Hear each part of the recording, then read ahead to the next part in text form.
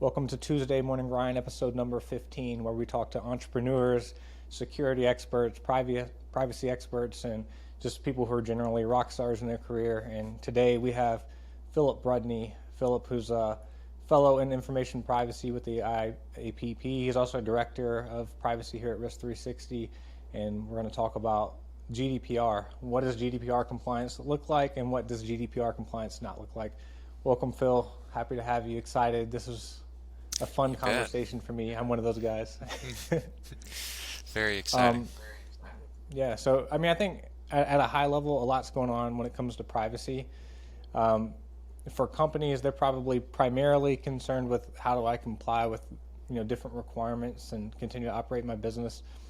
Philosophically, I think privacy is bubbling up to the forefront of the consciousness of individuals, and we're thinking about it when we download apps or when we give our data to companies. And probably the most mature of the privacy regulations today is GDPR, and it's probably also the regulation with the most teeth and that most people have heard of. So I thought today one thing that we could do is we could talk about 10 tips, a combination of how to become compliant and also just myths we've seen over the last couple of years that people really think that is GDPR compliance.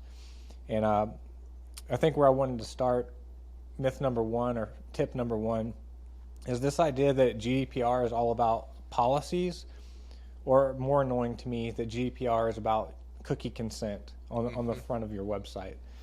So can you talk about that? To what extent is that true? To what extent is that not true? Is there a lot of risk there? Do people need to be updating their websites immediately? What does this all mean? Well, so start with the first part around the policies related to GDPR.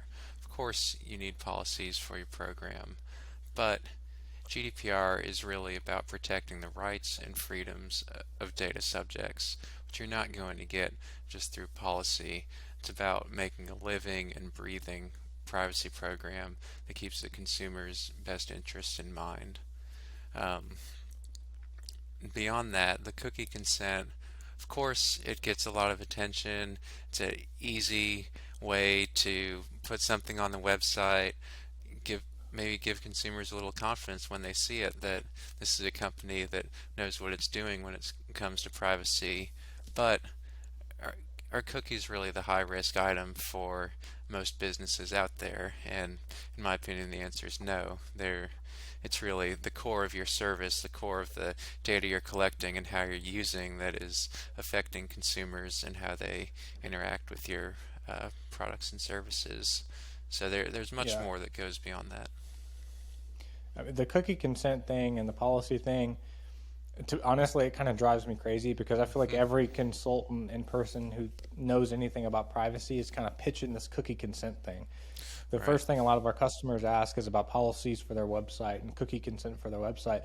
But if you think about it big picture, like us as consumers, as individuals who own data and might be providing it to customers, whether or not a cookie is tracking me on a public facing website is not that important to me. Yeah. Whether or not they have a privacy policy that I have to read and maybe I'll understand it and maybe I will not is not that important to me. The stuff that really matters is if I'm getting a lending decision with a customer and they're using automation to tell me if I'm going to get a loan or not, that matters to me. Yeah. If they're serving me ads, or if Facebook's going to impact my news feed, or sell my data to a third party without me knowing about it, that's the stuff that matters. But that takes I think another level of thinking when it comes to privacy and risk. Like, what is really risky to that end user? And it bothers me. I don't know why this is such a popular thing to talk about websites and cookies. Maybe it's because it's so front and center, but I think everybody's tired of clicking, yes, you can have my cookies, just let me access your website, please. I'll give you anything. Yeah, and cookies have long been something that a user already has a fair bit of control over just through the browser they use and the settings within that browser. So again, like you said, it's really what goes in and what comes out of the service that determines your actual risk profile. Yep. And that's a good segue into like the stuff that really matters, which is tip number two, is thinking about GDPR applicability. So not every organization is going to tackle GDPR the same way. It's not a compliance check the box where there's 100 requirements and you have to meet them all. It is likely that not every product and service that you provide to a customer is going to be treated the same way. And that's why we treat GDPR projects to start off with by performing an applicability assessment. What is GDPR? How is it applied to your organization?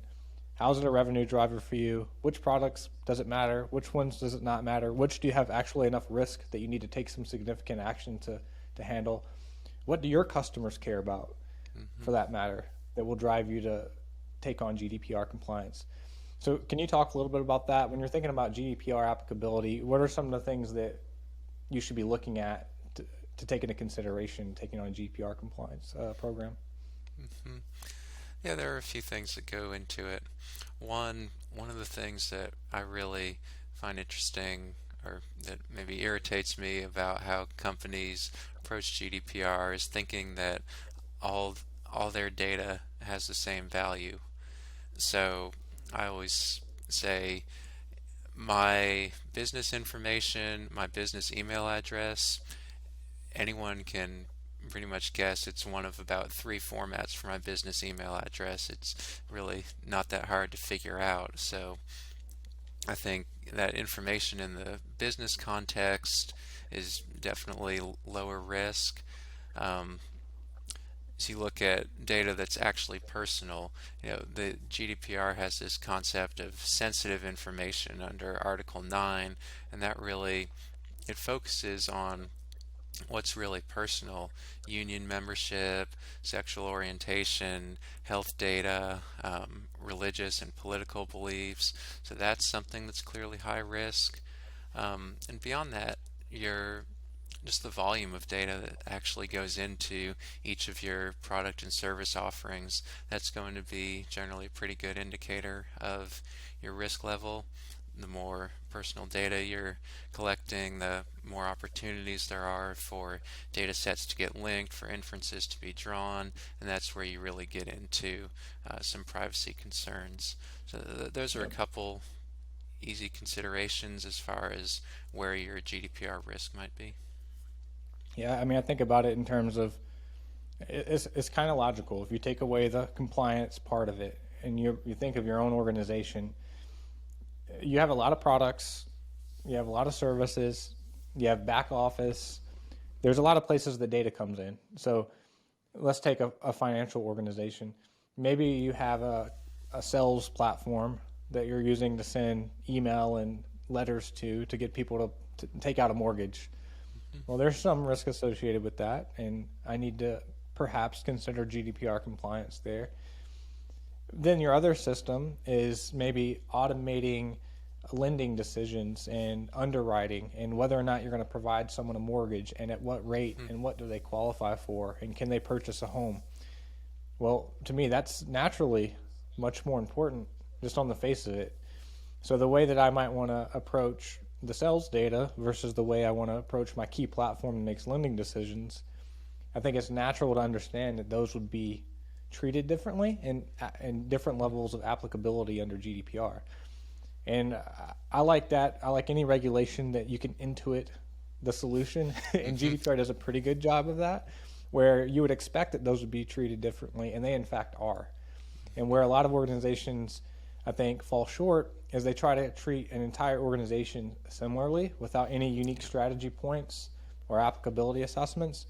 And what we would advise is look at every piece of your business, your HR systems, the products and services that you provide, your sales system, and make a determination unique to each of them about how you want to approach GDPR, because it's not a one size fits all, and you don't want to, you don't want to spend $1 million for something that's $100 worth of risk. You want to treat the $1 million risk with the $1 million problem and solution. So think about that as you go through applicability assessment. Tip number 3, and I think a lot of people are familiar with this at this point, but there's GDPR has introduced this concept of a controller and a processor. I want you to define those, and then I want to dive into why those are important, because they have unique requirements under GDPR, whether you're a controller and processor. So what is a controller? What is a processor, Phil? Sure. So the controller is the entity that determines the ways and means of processing of personal information. So this definition can get a little confusing, especially with the SaaS universe out there. You think if I send my data off, if I as a business send my data off to a SaaS platform, I don't know how they're processing it. They're they're determining the means of processing. Well, GDPR is saying that when you choose that SaaS platform, you're choosing the ways and means of processing. Um, Along with that, you're setting the purpose and lawful basis for processing. You're determining retention period.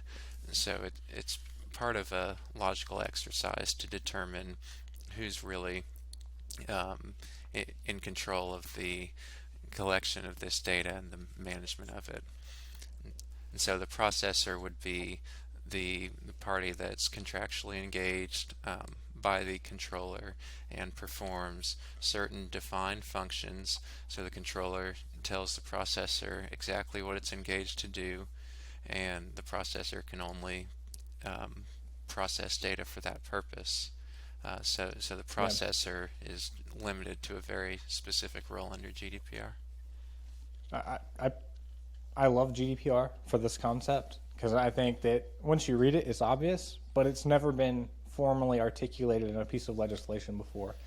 And has correctly identified the fact that there's relationships when it comes to data. There's the data subject, like me and you, our Hmm. data.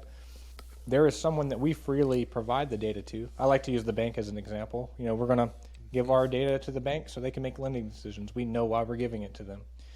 And then there's the universe of SaaS platforms and cloud service providers that the bank in turn gives our data to. And we have no control over that functionally. We don't know what they're doing with it. We don't have any skin in the game in the outcome of how they use that data. So the bank, being a controller, has to define the instructions. So the bank says, hey, SaaS provider, here are the 5 ways you're allowed to use this data, and you can't go above and beyond that, or you're in jeopardy. And by the way, I'm going to do various diligence activities against you to make sure you're living up to that standard.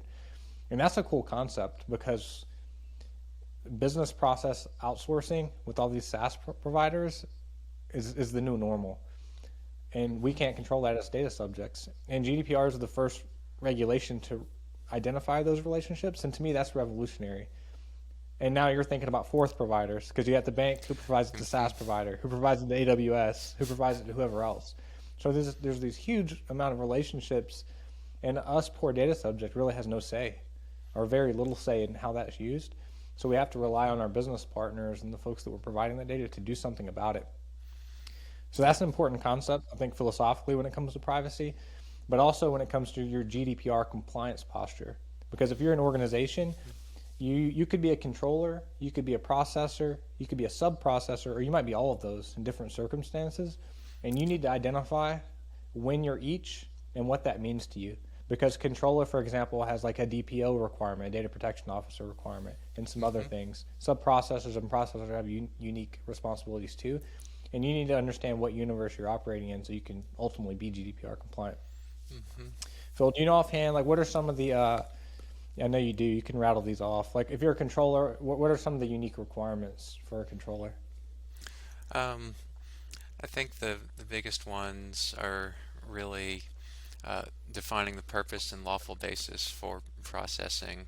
That's the baseline for your privacy compliance overall, is understanding what data you're taking in, why you're processing it. Mm-hmm. GDPR goes further. It says you have to have a lawful basis before you can perform any processing. So lawful basis, the two you probably hear most often are legitimate interest and consent. You also have processing under a contract, and then some more pretty narrowly defined ones. So that's a base obligation of the controller.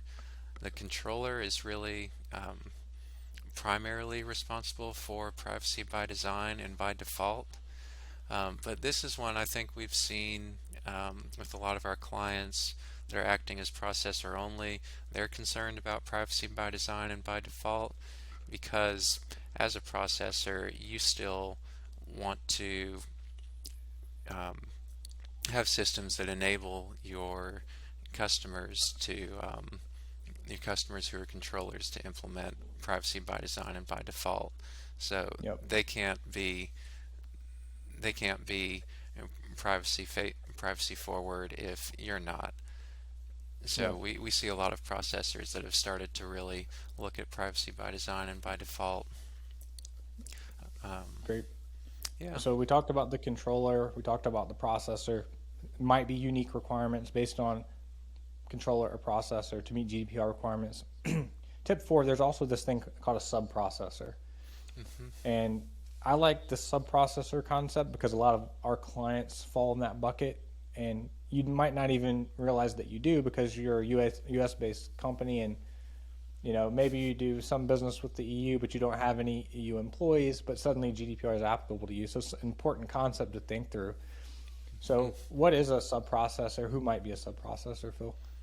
Yeah, so a sub-processor is the next level down the chain. So the controller who originally determined that some data needs to be collected or processed has engaged various sub-processors who are they've engaged processors who are going to be involved in the processing, and then the processor also has the parties that support it. Those are the sub-processors. Yep. Um, I think an so, easy example of a sub-processor might be like data cleansers.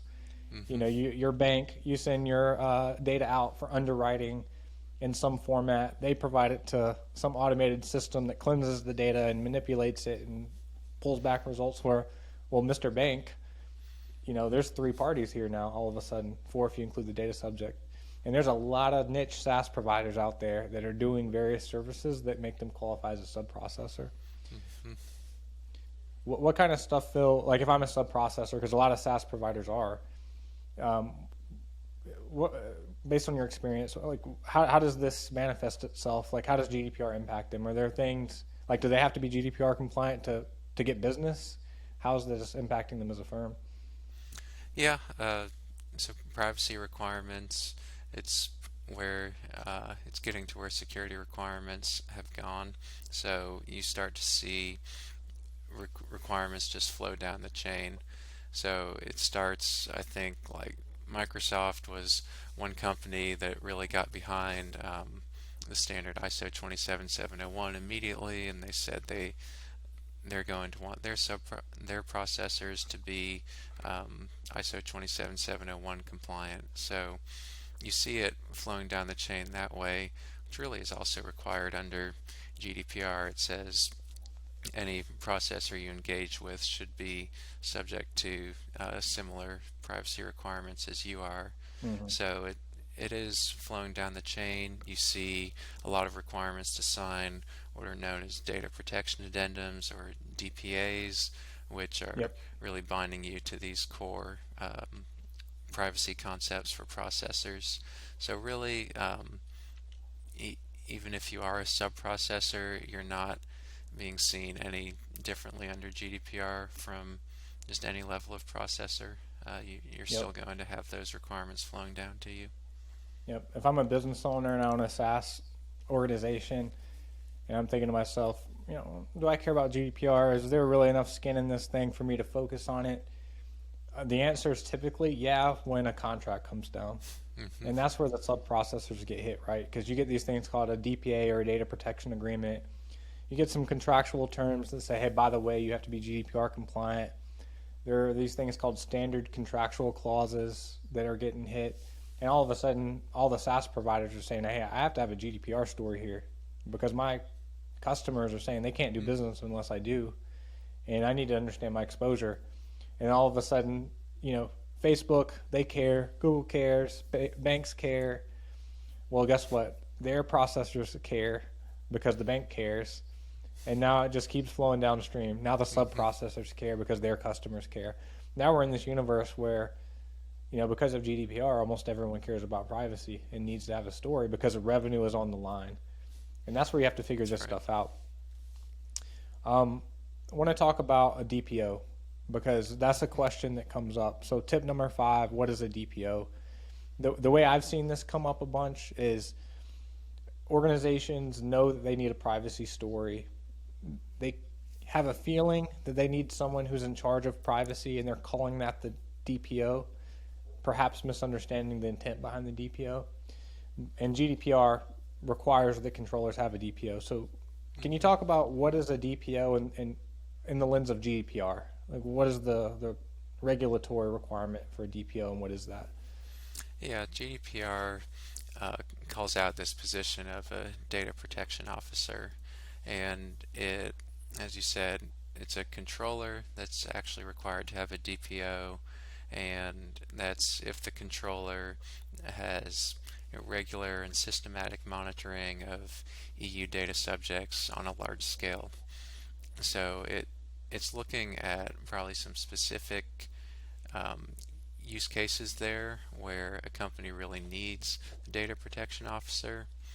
Um, it also calls out the tasks of the data protection officer, so privacy awareness and education within the organization, uh, working with management on issues around privacy, reporting to the top level of management. Um, so that's the background behind what Yeah. GDPR calls for around a DPO. I think again, this is another, in my mind, revolutionary concept when you think about privacy.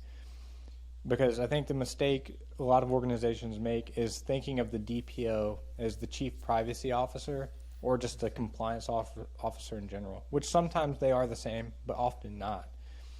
But when GDPR talks about a data protection officer, this is the person that's supposed to lobby on behalf of the data subject.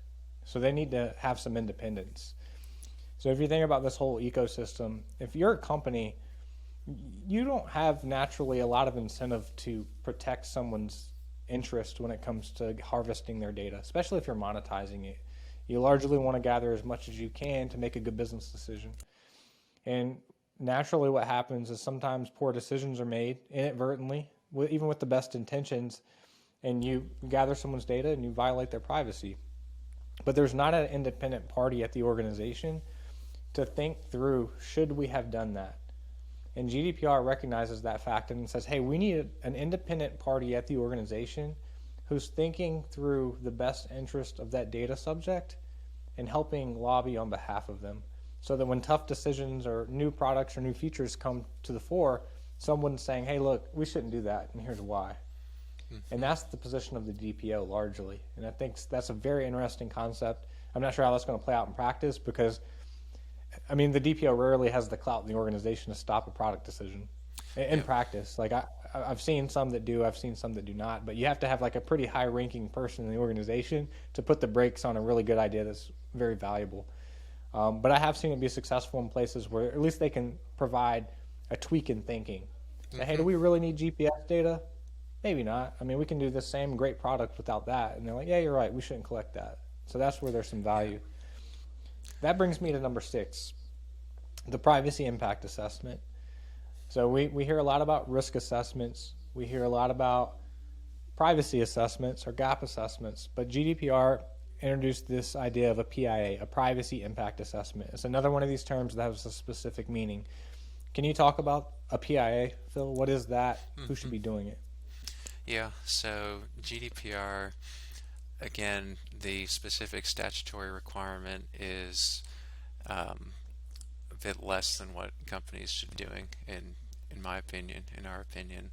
So GDPR calls out the need for the PIA under specific circumstances similar to when a DPO is required. So large scale, large scale monitoring, um, Mm, a lot of data, data collection and processing going on. Um, and that can be kind of misleading for companies because we've seen that really the privacy impact assessment is something that should be performed often. It should be integrated directly into a company's SDLC. So whenever they're making changes to their product, at least start out with this idea of a privacy gate where they look at, does mm, this change affect privacy? Does it affect how we're processing the data that we've collected? Are we collecting new data? If it does, look at doing a privacy impact assessment So what is it? The privacy impact assessment is where you actually look at how the processing you're doing, how the vendors are using with respect to this particular product or service affect the rights and freedoms of data subjects. So a simple way to think of it is what harm could possibly come to a data subject from this processing, from using this vendor. Um, Yeah. so Daniel Solov out of George Washington University, he's putting together the definitive list of privacy harms, which are just a fantastic way to think about really what are all the ways that this affects privacy. It's not just about a loss of the data, it's about disclosure of the data, really effects on your freedoms. You talk about a lending decision, so if data is processed improperly in a lending decision, that is a direct effect on your rights and freedoms as an individual. It truly affects your life, your family, your livelihood. Um, Yep. so I going all the think, way. Yeah. yeah. I was going to say, like, an easy way to conceptualize this for me is pretend you're a product owner for an apartment complex, and you guys have built an application to intake leasing forms. On day one, you were just trying to get out of a Word document or a paper document, so you made a form that people could fill out and submit a leasing application. It was easy as that. A human received it via email and they reviewed it. Well, 5 years later, you got the great idea. Hey, look, we should be taking into consideration all of these different fields and then pulling in some data from the credit union to filter out if we're going to be able to lease an apartment to this person automatically. So we're only getting the best applicants, and we don't have to have a human to intervene otherwise. Well, that'd be a really good opportunity to have your data protection officer do a privacy impact assessment. Mhm. Because what you would take, you'd say, hey, look, these new features that we're developing are going to directly impact the data subjects. And if we get it wrong, if we pull in bad data and make a bad leasing decision because we messed up on the engineering side, well, that's going to impact their rights and freedoms, right? So that's where it comes down, especially for big organizations that you have tons of products, rapid R&D, a lot of feature development, is thinking about how you can build in privacy impact assessments along the way of that development lifecycle. So if someone gets the bright idea to do something like that, which may in fact be a great product idea, that it is at least evaluated in terms of how it's going to impact that data subject and what you want to do or what the left and right limits are, how are you going to document that, what's the appropriate lawful basis of collecting that data, et cetera. There's a lot of stuff to think through. And that is what a privacy impact assessment is and where a DPO needs to be plugged in. From a GDPR perspective, definitely, but I think this is arguably a great privacy practice anyway if you're trying to build a forward-leaning, ahead of the curve kind of privacy program. Mhm. Brings us to the governance structure. So one problem that we have run into, tip number 7, is most organizations do not have privacy stationed in a place in the organization where they have a say or can make decisions. It's like an analyst that does privacy. There's often not someone at the executive level who's familiar enough with privacy, who cares or understands the concepts well enough to make decisions. And we've talked about establishing an ODPO or an information risk council or something similar. Can you talk about that? What is, for a SaaS company or a high growth tech company, what's a good org structure to put in place to manage privacy? Yeah, so the idea behind establishing a body to handle privacy is really about visibility across the organization into what data you have and how it's being used. Um, so this typically will be headed by someone who's serving in the data protection officer role. Often it comes from legal, but to support Mm-hmm. them, they're getting input from the marketing organization, the product organization, of course, information security. Yep. Yep. He, you could have human resources, finance, all of those people who really have insight into what's changing at the organization, what are new uses for personal data, um, what's happening to the product, where are we taking this over the next couple of years, so that you really have that full base of input to look at how you're managing privacy. Yep. To your point, it's often like a pretty diverse set of individuals that have the appropriate information to make a decision around privacy. But the problem is everybody's busy. Like when we walk into a high growth tech company that's 100 to 500 people and they're growing products as fast as they can, they're spending money because they've had a few seed rounds. It's it's a big ask to say, hey, chief information security officer, or hey, general counsel, put down what you're doing in terms of security and in terms of reviewing contracts and org structure and think about privacy. That's a very big ask. And the way that we've worked around that, that I think is actually the right thing to do when it comes to for business, but also practically, it fits well into an organization's strategy, is the Information Risk Council. Because that's the governing body that makes decisions, that approves policy. To your point, you get all the right people in the room so there's enough information sharing so they can make a good decision. And the best part is that fits great into a strategy of achieving something like a certification. There's a defensible approach. So if you do get sued, you can say, look, our top management was on top of this. Here's the meeting minutes from that. And best of all, it's a great use of time. You know, those meetings can be an hour, once a quarter. And if you have a good team rolling information up to you, you can make a lot of great decisions quickly. And when it comes to that balance of meeting compliance requirements and also being agile and fast and scalable and all that, I think the IRC and the ODPO are great organizational bodies to put in place to fulfill those functions. So highly recommended. Yep. Tip number 8, I want to talk about right to be forgotten. Because if there's one topic that I hear IT professionals dread, it is, well, what happens? There's this myth, you know, Christian Hyatt sends an email to my organization and says, I want to be forgotten, delete all of my data. The first thing that goes into the IT person's mind or the engineer's mind is, I don't even know where all that person's data is. How am I going to go about actually deleting that? Valid concern. And this all stems from a clause, I think, in GDPR that says, you know, individuals have that right to be forgotten. But there's some out clauses there too. So Phil, can you talk about that? Like, how are we advising organizations on that? Do I really have to delete their data? And in what cases do I not have to delete it? Can you shed some light on some of that? Sure. So, yeah, the right to be forgotten, it really primarily applies when you're collecting data based on the user's consent. So as I mentioned earlier, consent is one of the 6 lawful bases for processing. So meaning I go to a website, it says, hey, can I collect your data? And I'm like, sure, go right ahead. And I literally consent instead of like a button in a website. So that's one of many ways that a company can be authorized to collect data. So if I do that, I also have the right to say, I want to take away my consent, right? Yep. So, and that really gets into a broader conversation on when consent is your appropriate lawful basis. Um, that's for another day.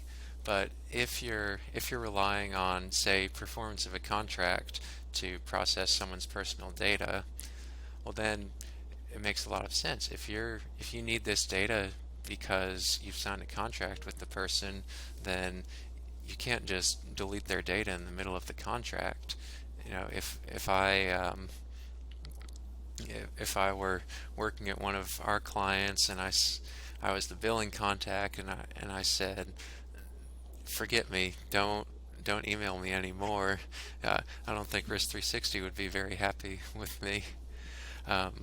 So no, that's one example where you don't have to go through with the right to be forgotten. Similarly, if you're relying on what's called your legitimate interest, you have a different scenario if a user has a concern with how their data is being processed. It's what's called the legitimate interest balancing test. So you have to prove that your interest in that data is greater than the potential harm to the rights and freedoms of the data subject. But if you've done the privacy impact assessment, if you've thought ahead and documented it well, then you don't actually have to go through with the right to be forgotten if the user Yep. raises an objection.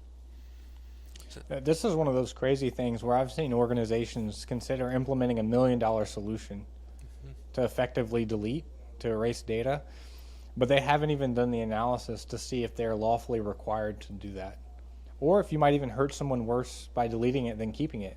An example might be a large bank says, well, we have to have a way to do erasure of data, when in fact maybe that person's loan application's in progress and they don't understand the impact of saying I want you to delete. Well, I very well can't delete it because I have mortgage documents with you. There's stuff I have a legitimate interest, and you, data subject, have an interest in me maintaining this data. I can't just delete it. So if I'm a bank, well, maybe if I did the PIA and I did an analysis, I'd say, hold on, I don't even need a tool to delete all of this data, because in most situations I have authorization and a legitimate interest to collect that data. So this is to me one of the most important concepts of avoiding incidental compliance activity because you don't understand the requirement. So that's one of the biggest pieces of value that we try to add to organizations is, how do you do a PIA? How do you do it where it's integrated but low impact? How do you change your org structure where it's low impact, like with the IRC? And then do you really have to delete all that data? Because that's like the thing that wakes these IT guys up in the middle of the night, because they think they're going to have to come up with some solution to respond to every email that comes through. But a very important piece. So tip number 9, I want to talk about automated decision making, because to me this is one of those lesser known items of importance, but probably one of the most high risk privacy elements. And a lot of organizations are doing automated decision making, but they're not considering that deeply as part of their privacy impact assessments or as part of their overall GDPR program. So can you talk about, where does GDPR reference automated decision making? And let's talk about some examples of where we've seen this in real life. mhm. Yeah, so GDPR, putting me on the spot, I believe it's Article 22, talks about automated decision making, and what it specifically says is that a data subject shall have the right to not be subject to a fully automated decision, and that would be a decision producing legal effects on him or her. So you have, say, your recommendation engine on Amazon or Netflix. That's automated decision making, but it's not producing a legal effect on you. It doesn't say you have to watch what we tell you to watch next, for example. Um, Yeah. yeah, an example we keep coming back to would be credit decisions. That's a huge area of automated decision making. So GDPR would say if your decision is 100% automated, then the data subject has the right to appeal if you don't already have a human review built into it. Human review is what they require if the data subject objects to the results of that decision. Yep. I think this is an interesting area because with with machine learning, artificial intelligence, like some of these concepts come to fruition and becoming actionable. Like they're they were buzzwords, but they're actually starting to be stuff that's driving automated decision making that are interesting. So if you think about social media, let's take a controversial topic like banning of content. Well, that's theoretically impacting people's livelihood because maybe their paychecks based on generating that content and serving ads. So like YouTube was banning channels or demonetizing channels. I think that's largely automated. So they have to, for example, start thinking about, okay, what am I going to do to implement a manual review process? Because pretty much everybody who's demonetized is going to dispute that fact. And if I have millions of those, what does Yeah. that look like? So that's a big problem they have to solve in terms of GDPR. Credit is a big one. We've talked about that a ton. Leasing decisions. So do I qualify for housing? I think government has to worry about this. So do I qualify for social programs? That could be an automated type thing. And that this is going to be an interesting phenomena as companies build business models that are staffed in a way that is largely automated, and they don't have the individuals to perform thousands or millions of manual reviews that are disputed. So how, this is big to me. How do you adjust your business model to compensate for that? Because I've built a very scalable, low human driven process, probably priced it accordingly under the theory I don't have to pay a lot of salaries. Then all of a sudden I get thousands or millions of disputes. So if that's, we have clients that are kind of in that situation. So where does, who owns that and how do you manage that? More interestingly, it's typically not the bank making that automated decision making. They've outsourced that to a processor or a sub processor. So how does the bank interact with their third party vendors who are doing this interesting stuff? Then you have to think through, do I as a bank have to dispute that? Do I have to hold my sub processor accountable for that? And it opens up a whole can of worms in terms of who needs to do what. How do I adjust my business model? I don't think that this has become popular yet. A, because it's like a small piece of GDPR, just not a lot of focus. But B, I think as machine learning and AI becomes a bigger and bigger topic, we're going to wake up in 2022 and all of a sudden every SaaS company in the country wants to talk about automated decision making. So I'm very interested to see where this goes and how to adjust models. Yeah, it's a huge factor for the future. I think you're right. Yeah, absolutely. Tip number 10. So by far and away, the most common question is how do I get GDPR certified? And so tell me, Phil, how do I get GDPR certified? Is there such a thing? Today there is not.